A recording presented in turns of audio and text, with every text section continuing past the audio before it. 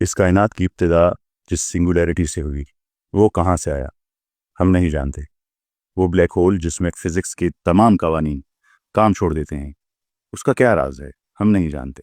Big bang کے بعد چاروں فنڈامنٹل فورسز کا بالکل درست توازن، زمین کا بالکل صحیح جگہ پر ہونا اور زندگی کے لیے ہر ضروری شرط کا حیرت انگیز طور پر پورا ہونا، یہ سب اتنا فائن ٹیونڈ، اتنا پرفیکٹ ہے کہ اس کے اتفاقیہ ہونے کے چانسز صفر کے برابر ہے۔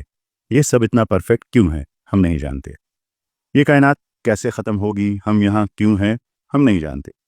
اگر اتنے محدود علم کے ساتھ ہم یہ دعویٰ کریں کہ ہم اس کائنات کے تمام اصولوں کو سمجھتے ہیں اور اس کا کوئی خالق نہیں، تو یہ بالکل ہی بے منطق دعویٰ ہے۔ جیسے جان ایلیا صاحب کہتے ہیں، سمجھ میں زندگی آئے کہاں سے، پڑھی ہے یہ عبارت درمیاں سے۔ لیکن اگر ایک 1400 سال پرانی کتاب آپ کے ان تمام بنیادی سوالوں کے جواب دے دے، تو کیا یہ ممکن نہیں کہ یہ وہی کتاب ہے، یہی وہ سچا راستہ ہے جو آپ کو کائنات کے خالق تک لے جائے؟ آئیے دلیل کے ساتھ بات کرتے ہیں۔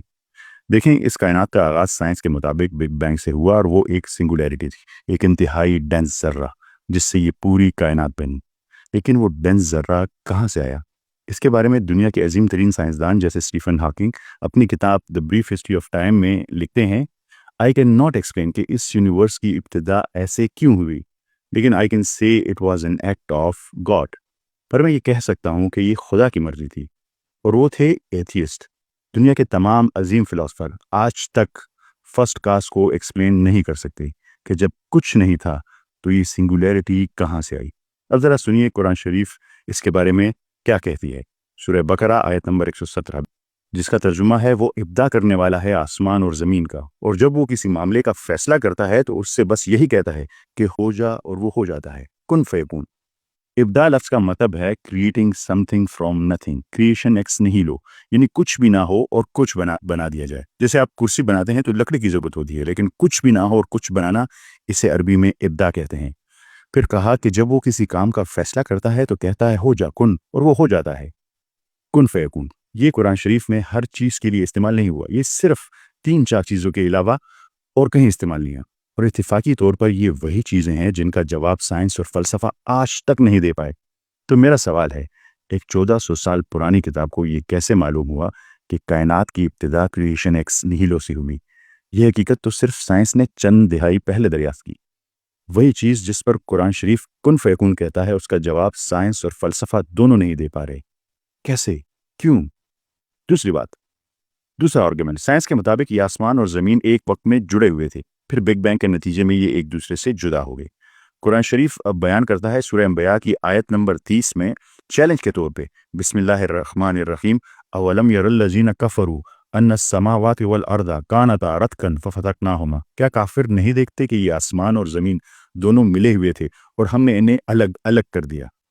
اب ذرا مجھے یہ بتائیں کہ 1400-1500 سال پرانی کتاب کو یہ کیسے پتا تھا کہ ایک وقت تھا کہ یہ زمین جس پر ہم کھڑے ہیں اور یہ آسمان جو آپ کے اوپر ہے، سب ایک ساتھ تھے اور ہم نے انہیں الگ کر دیا؟ وہی بات جو بگ بینگ کہتی ہے۔ اس کتاب کو یہ بات کیسے پتا چلی؟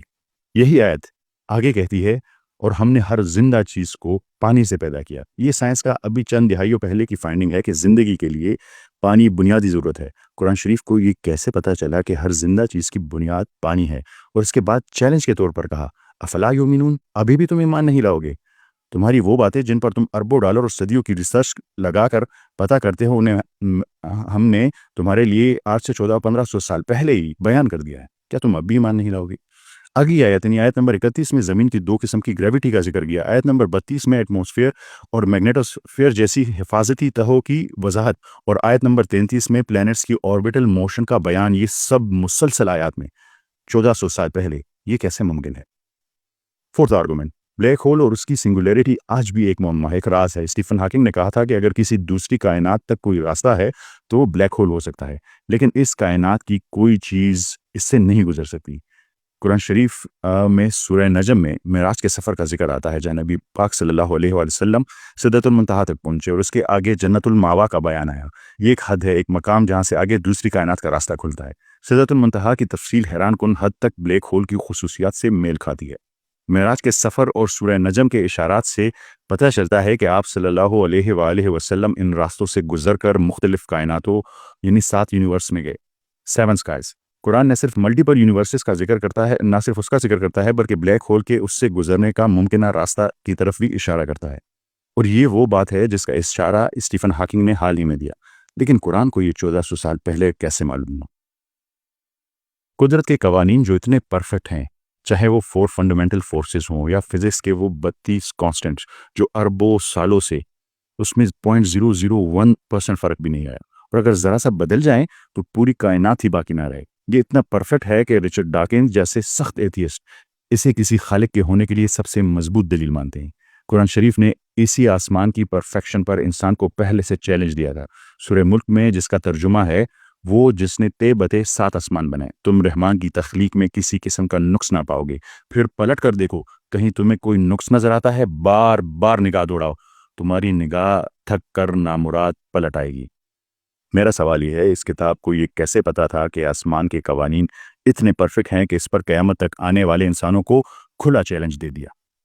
اس کائنات کا خاتمہ کیسے ہوگا؟ اس زمین پر زندگی کا آغاز کیسے ہوا؟ انسان کیسے بنا؟ اس زمین پر رہنے والے تمام قوانین کو جس خوبصورتی سے قرآن شریف نے بیان کیا ہے، وہ ہماری اس سیریز میں آپ آہستہ آہستہ دیکھتے جائیں گے۔ دیکھیے، ایک بات صاف ہے، جو لوگ دلیل کو مانتے ہیں یہ دلائل ان کے لیے روز روشن کی طرح ہیں، اور جو لوگ چاہتے ہیں کہ وہ اس دنیا ہی کو اپنا مقصد سمجھ لیں اور یہاں خوش رہیں تو ان کے لیے کوئی ثبوت کافی نہیں۔ ایسے شخص نے انتخاب کیا ہے، فری ویل استعمال کی ہے، اس نے دنیا کو پسند کر لیا ہے اور آخرت کو چھوڑ دیا ہے۔ میرے خیال میں کوئی بھی انسان جو یہ چوائس کرے وہ بدترین بزنس مین ہے۔ اس نے زندگی کا سب سے برا فیصلہ لیا کہ اس نے اس حقیر چھوٹی سی زندگی کو آخرت کی نہ ختم ہونے والی زندگی پر برتری دے دی۔ لیکن قرآن شریف صرف انسانوں کو مخاطب نہیں کرتا، بلکہ اس میں ایک اور آزاد مرضی، فری ول رکھنے والی مخلوق یعنی جنات کا بھی واضح ذکر ہے۔ سوال یہ ہے کہ سائنس اس بارے میں کیا کہتی ہے؟ آپ کی کیا رائے ہے؟ ضرور ہم سے شیئر کریں۔ یہ تھی غور و فکر سیریز کی 30ویں قسط۔ ہم ملیں گے اگلی قسط میں۔ آپ کی سماعتوں کا بہت شکریہ۔ اللہ حافظ۔